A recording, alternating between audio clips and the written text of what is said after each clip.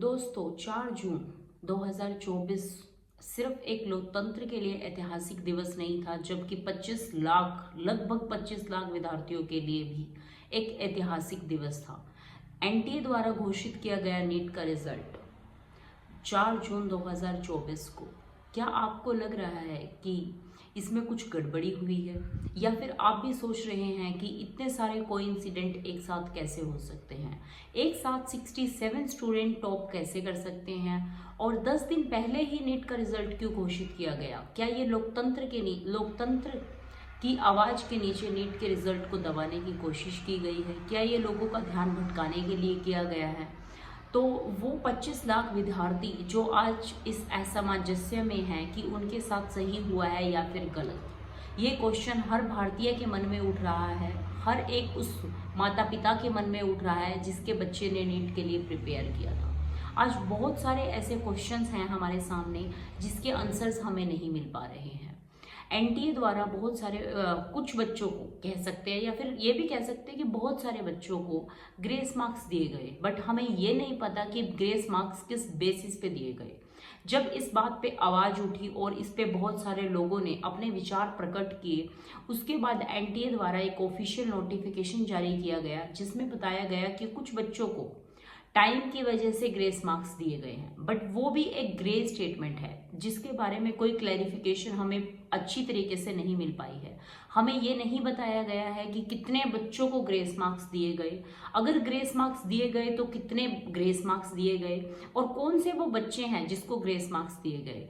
क्या वो वही बच्चे हैं जिसके 719 और 718 आए हैं, या फिर जिन बच्चों ने 630 या फिर 530 या फिर कोई और लोअर रैंक सिक्योर किया गया है, उनको भी ग्रेस मार्क्स दिए गए हैं? तो ऐसे बहुत सारे क्वेश्चंस हर एक विद्यार्थी, हर एक स्टूडेंट, हर एक टीचर और हर एक माता पिता के मन में उठ रहे हैं। ये यहाँ कोइंसिडेंट का सिलसिला यहीं पे नहीं रुकता। आप सोच सकते हैं कि आपने एक सेम स्कोर किया है बट आपका रैंक सेम नहीं है। क्या ऐसा इतिहास में कभी हुआ है? आपको लग रहा है कि ऐसा हो सकता है? एक स्टूडेंट है जिसने 715 मार्क्स सिक्योर किए हैं तो उसका 223 रैंक है, जो कि आराम से शायद एम्स में जा सकता है। और एक वही स्टूडेंट है जिसने 715 मार्क्स ही सिक्योर किए हैं बट उसका 81 रैंक, जो एम्स के लिए तो नहीं जा सकता शायद। तो आपको लग रहा है कि ये कोई धोखाधड़ी हुई है या फिर कुछ गड़बड़ी हुई है, और आपको इसके खिलाफ आवाज़ उठानी चाहिए। आवाज़ सिर्फ सोशल मीडिया पे नहीं उठ सकती गाइस, हमें आरटीआई फाइल करना होगा। अगर हमें लग रहा है कि हमारे साथ गलत हुआ है, या फिर हमारे स्टूडेंट्स के साथ गलत हुआ है, हमारे बच्चों के साथ गलत हुआ है, तो हम सब किसी भी नतीजे के खिलाफ आरटीआई फाइल कर सकते हैं। हम एक लोकतंत्र राज्य के नीचे हैं जहां पर हम अपनी आवाज़ बुलंद तरीके से और एक कानूनी तरीके से रख सकते हैं। आइए हम नीट की बात करते हैं। 5 मई को हुई नीट की परीक्षा में, जिसमें लगभग 25 लाख विद्यार्थियों ने पार्टिसिपेट किया, जबकि हमारे पास 1,37,000 सीटें ही अवेलेबल हैं। इसमें इसका रिजल्ट 14 जून को आने वाला था, पर पता नहीं क्यों एनटीए द्वारा वो रिजल्ट 10 दिन पहले 4 जून को घोषित किया गया, जिस दिन लोकतंत्र का नतीजा आने वाला था। क्या आपको लग रहा है कि ये डिसीजन सही लिया गया? चलो हम मान लेते हैं कि ये डिसीजन भी सही होगा। इसके बाद आप चौंक जाएंगे गाइस कि 67 स्टूडेंट ने जॉइंट टॉप किया है, जिसमें से हमारे पास 53 मेल हैं और 14 फीमेल हैं। इसके साथ साथ हमें कुछ रिजल्ट ऐसे भी देखने को मिले जिन्होंने 719 या फिर 718 स्कोर किया गया है।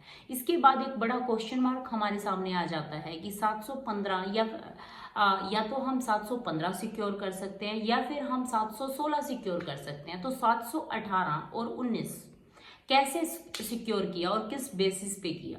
ये आवाज़ उठने के बाद कि ये कैसे हुआ, ग्रेस मार्क्स दिए गए तो क्यों दिए गए, किसको दिए गए और कितने दिए गए, ये आवाज़ जैसे उठी तो एनटीए द्वारा विद इन 24 आवर एक स्टेटमेंट जारी किया गया, जिसमें बताया गया कि टाइम की कमी की वजह से कुछ बच्चों को ग्रेस मार्क्स दिए गए हैं।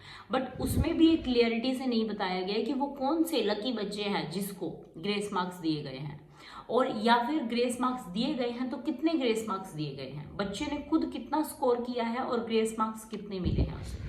बट इसके बारे में हमें अभी कोई जानकारी नहीं मिल पाई है, जिससे हम वेट कर रहे हैं कि जल्द से जल्द इस पे कोई वेरिफिकेशन होगा। इसके साथ ही एक और कोई इंसिडेंट हुआ है जो आप इमेजिन नहीं कर सकते गाइस, कि एक ही स्टेट से मिलते जुलते रोल नंबर जो शायद एक ही सेंटर के हो सकते हैं, उन सभी 7-8 जितने भी बच्चे हैं उन सब ने एक साथ टॉप किया है। उन सब ने 720 में से 720 स्कोर किया है। क्या आप इस बात पे यकीन कर पाएंगे? क्या आपको लग रहा है कि ऐसा हो सकता है? और अगर ऐसा हो सकता है तो आप उसको वेरिफिकेशन कीजिए और उसको राइट प्रूव कर दीजिए।